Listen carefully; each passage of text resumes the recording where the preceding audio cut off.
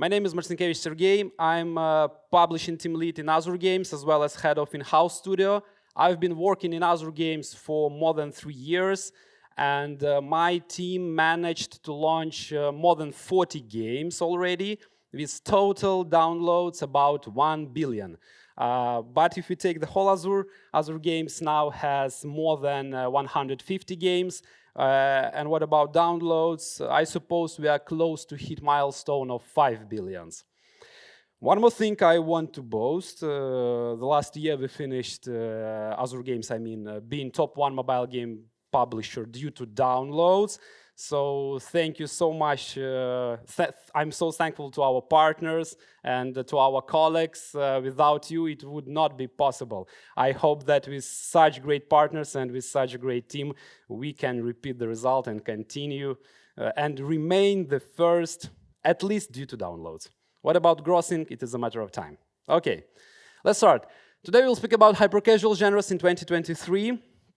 To tell the truth, the mobile game market was expecting stagnation during the COVID times. However, what we see right now, we can't call just a stagnation. Probably it is a drop of market. ECPM is falling down, profit is falling down. We have a lot of questions from developers, from partners about mobile genres, about mobile market, and at least what about the genres? Today we will try to go deeper, at least in hyper-casual. And let's start. I want to start with the volume of the market, the whole market. If we take a look at this graph, here we have casual, core, and hyper-casual. For core, it means mid-core, hardcore, shoot them down, popular, and other genres. And as we see, the volume actually is growing. What about hyper-casual? Considered to be one of the, not biggest, but at least one of the fastest growing genres in the industry for the last years. We don't see any surge. Moreover, probably even sometimes it is falling down, but everything a little bit more complicated. We will go deeper a little bit later. Some colleagues even declare that hyper-casual is dead. You probably know about whom I'm talking. I will be not so pessimistic. Everything's a little bit more complicated, but let's proceed. I want to start with competition. If you take a look at this graph, we can see that it is quantity of hyper-casual releases. It means prototypes and commercial releases. If you speak about 2022 in comparison with 2021, the quantity of prototypes increased almost 10 times. And what about 2023? Only January has more prototypes than the whole 2021. So, as you may see, it is more and more difficult for projects to stand out from the crowd. They just got lost among thousands of prototypes. I think you know better than me how it is like when you make a very good prototype and you understand that it's so difficult to proceed within the metrics issues. But let's go further and take a look at volume. Okay, competition is great. What about volume? 2022 increased in comparison with 2021 about 50%. Still, we see that volume is not outpacing the competition. What about 2023?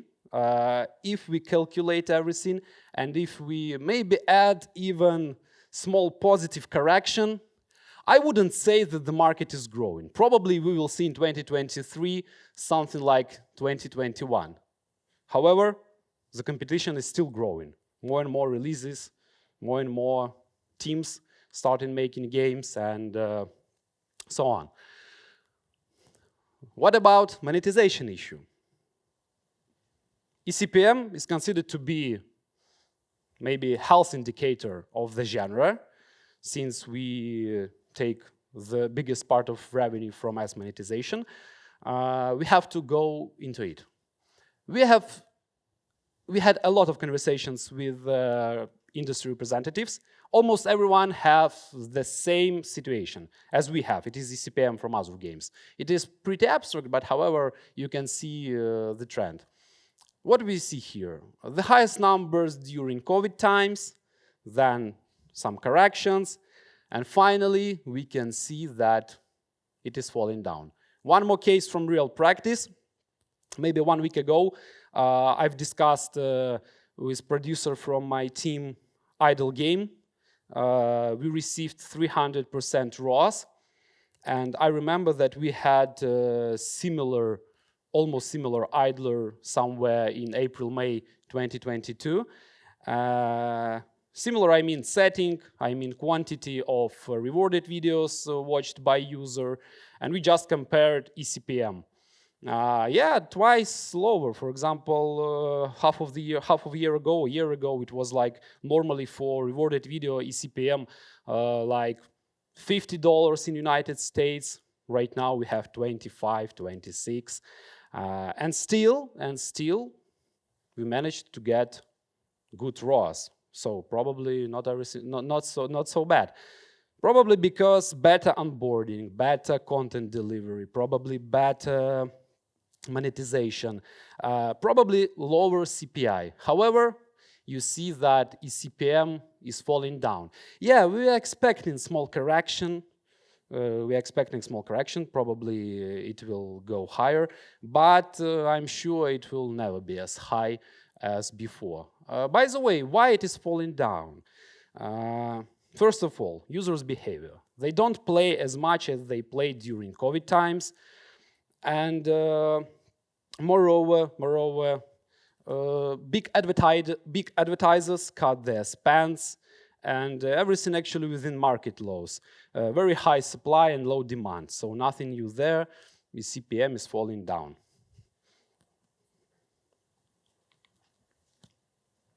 I want to continue within this competition issue. You can take a look at top 300 games due to downloads right now, due to the year it was published. As we see, 2022 gave us only 18% of the current top 300 games due to mobile games. And I want to remind you that it was the highest competition. What about 2021? Being not competitive at all, gave us 42% of current top 300 games. So it was really productive year. Even 2020, games released in 2020 still have more games in top 300 than the previous years. Moreover, one more thing about competition, old but gold titles, they are not in a hurry to leave this top 300. For example, Fruit Ninja is in this top since 2010. We also have some games like that, for example, Stag Ball or Worm Zone. By the way, CEO of a studio that made Worm Zone here with us today. Thank you for being here with us. So, what do we have right now? Competition goes crazy. The volume of market is not growing. ECPM is falling down, and old but gold titles are not in a hurry to leave. But everything not so bad. Let's continue. Still, 2022 gave us some significant releases. If we speak about the most significant, I want to point out Tallman Run, published by Supersonic, released in 2022, and it has now more than 100 million downloads. Why it is significant? Because it is a runner game, and runner genre is considered to be not trendy and fallen. Still has a decent number of installs. However, it is falling. It is not trendy anymore. And the biggest release of 2022 is a runner. So it is a significant one. Fields of Reach by Rollic Games, as well, a significant title for the whole industry, I mean hyper-casual, because it gave second blow to a sub-genre organizing in big puzzle genre. Why it is so important? Because you see that if you make a really good game, there is a chance that you will give a second blow to a subgenre or genre. I mean, Fields of Reach and some other similar games, they really boosted this subgenre organizing. And my favorite, Save the Doggy. It is probably one of the reasons we will see a little bit later, the surge of puzzle genre in 2022. And this game will be decomposed later in my speech after coffee break. Here we have some more significant titles released in 2022. By the way, here we can see Dream Wedding by Magic Lab. If I'm not mistaken, Magic Lab is also here with us. Thank you, guys. And some idle arcades and top 3 we already discussed. So, by the way, Bucket Crusher by Voodoo also gave second blow to a subgenre, Destruction. So once again, still there is a chance if you make something good, you can, you can be the reason we observe the surge. Let's proceed and speak about subgenres. Here we see the main subgenres. By the way, I will help you in navigation. To be correct and in your analytics, you have to look at the beginning of the 2022 and now, January 23. That way, it will be more easier for you to understand what's going on without this noise on the screen, I mean, with all these ups and downs.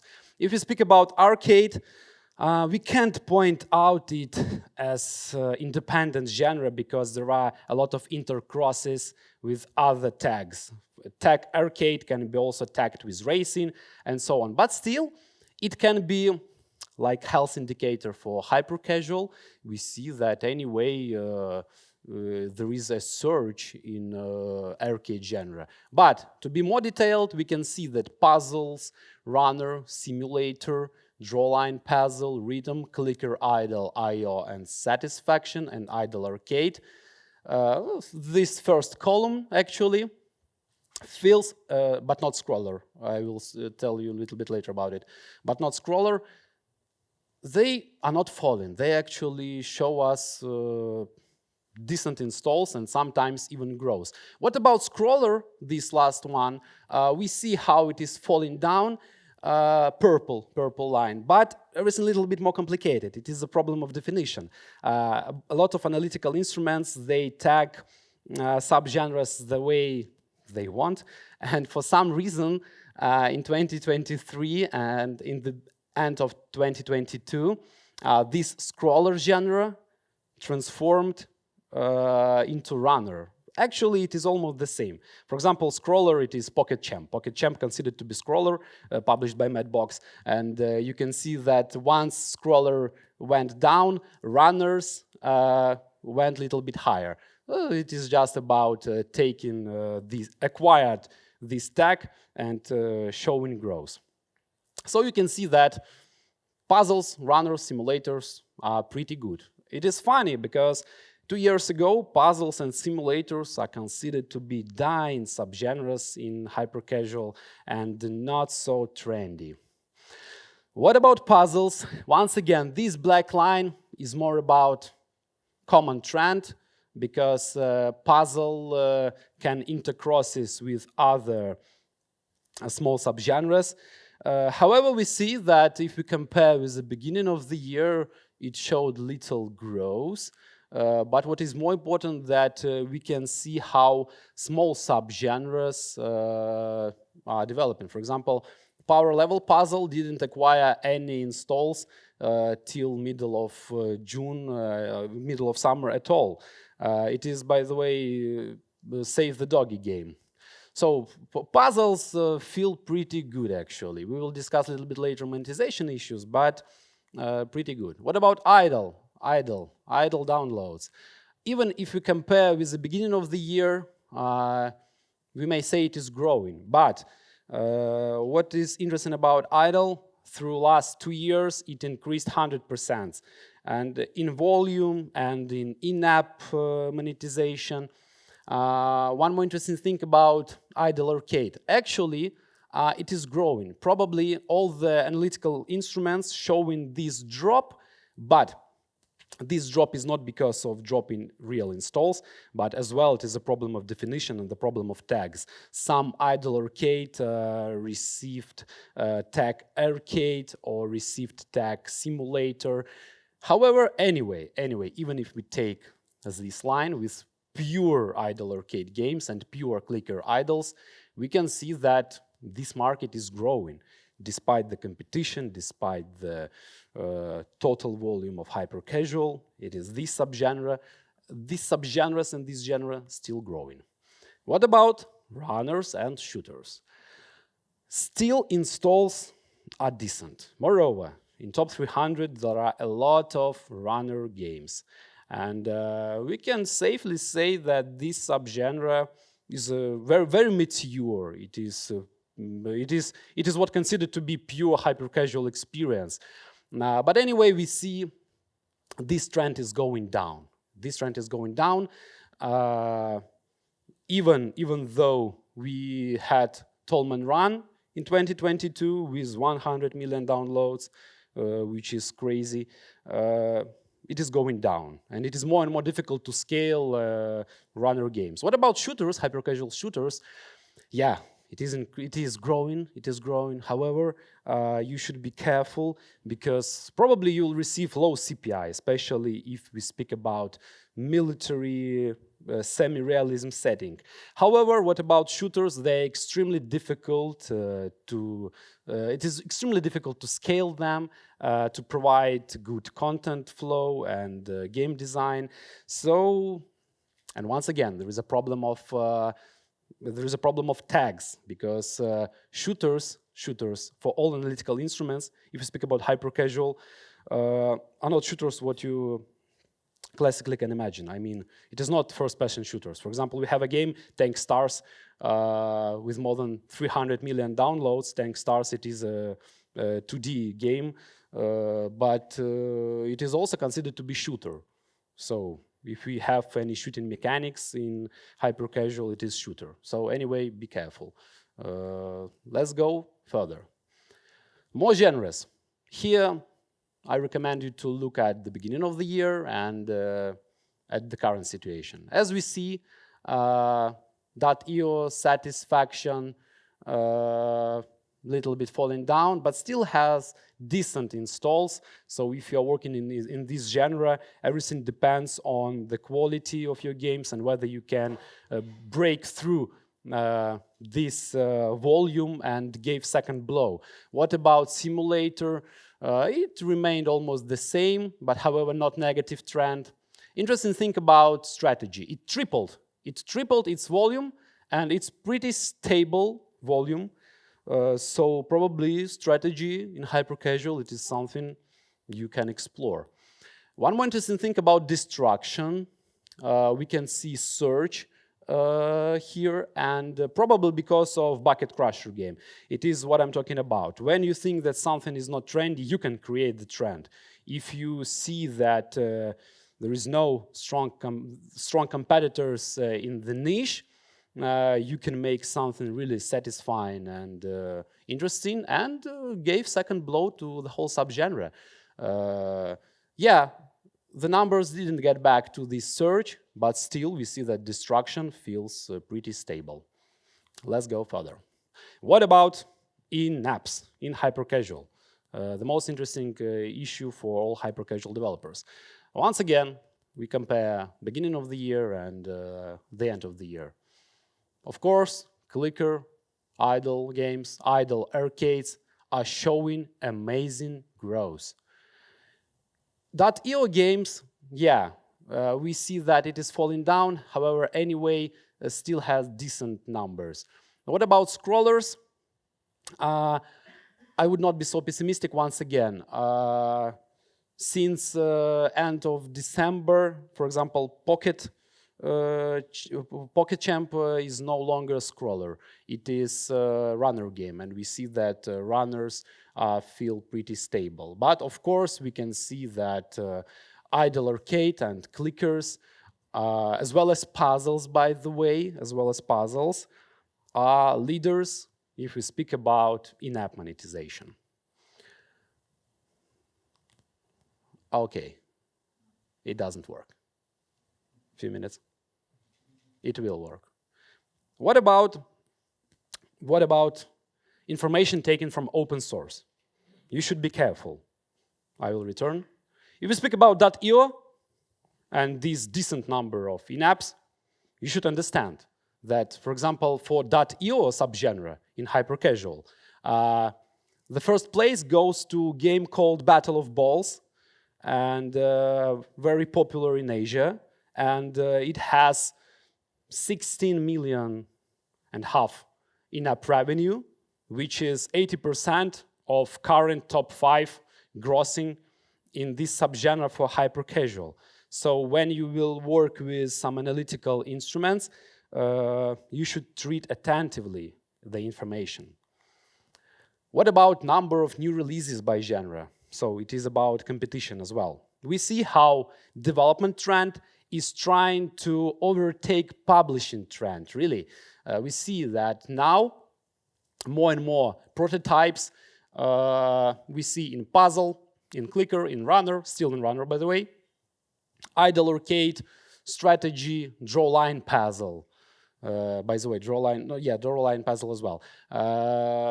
But you should remember that every subgenre has its own pace, and as I told before, if you want to succeed, you have to analyze your competitors, you have to go really deep into the analytical instruments, into the decomposition of your competitors, and only after that you can take a risk and doing something trendy. If we speak about problem of definition, if we speak about some titles due to genre, it is top games if you speak about 2022 due to downloads, not published in 2022, but in general for the last year. So if you speak about idols, yeah, we can see here pure idol like Lifting Hero. By the way, it also was a 2022 release. As well as in idol, we have My Mini Mart, which is actually idle arcade, Dig Deep, and My Little Universe. What about puzzles? Nothing new there. Everything is clear. Pull the Pin, classical one. DOP4 series. What about runners as well? We can see there many games published years ago. It is once again about old but gold titles that are not in hurry.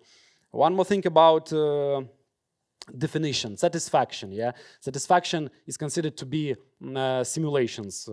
They usually called simulations, but in fact, if many analytical instruments give tag satisfaction. Here we have phone case DIY and all the other games.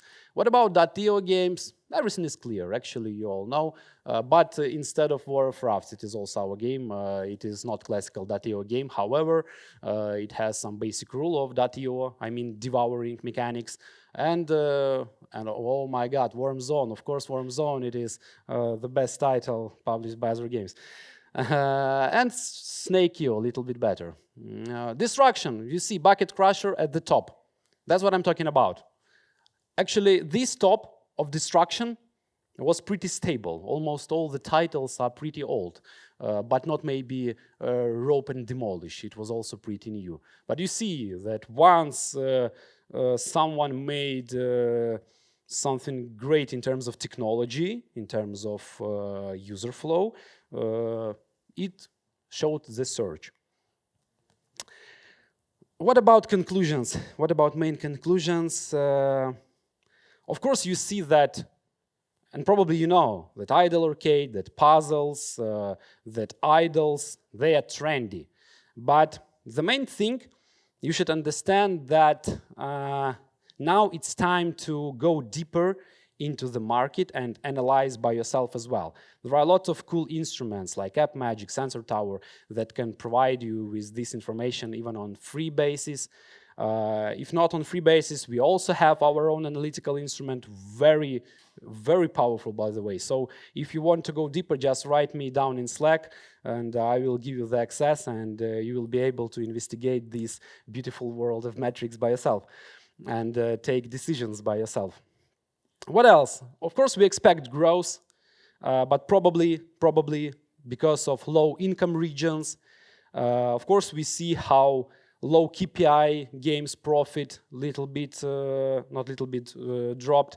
However, if you as a developer have several games with average KPI, it can be a good cash flow for you, maybe to focus on something more deep, on something deeper, maybe on casual titles. Anyway, we see that hyper-casual is not that. It is maybe about model. All the publishers all over the world, they cut their spends if we speak about pay-to-prototype basement, burning rate coverage model, and it is tough times for developers. However, as you see, there are some subgenres that are growing. So if you go deep into the market and on everyday basis see what's going on, probably you can increase your chances. So please investigate the market, play games, make games, and publish games with Azur Games, of course.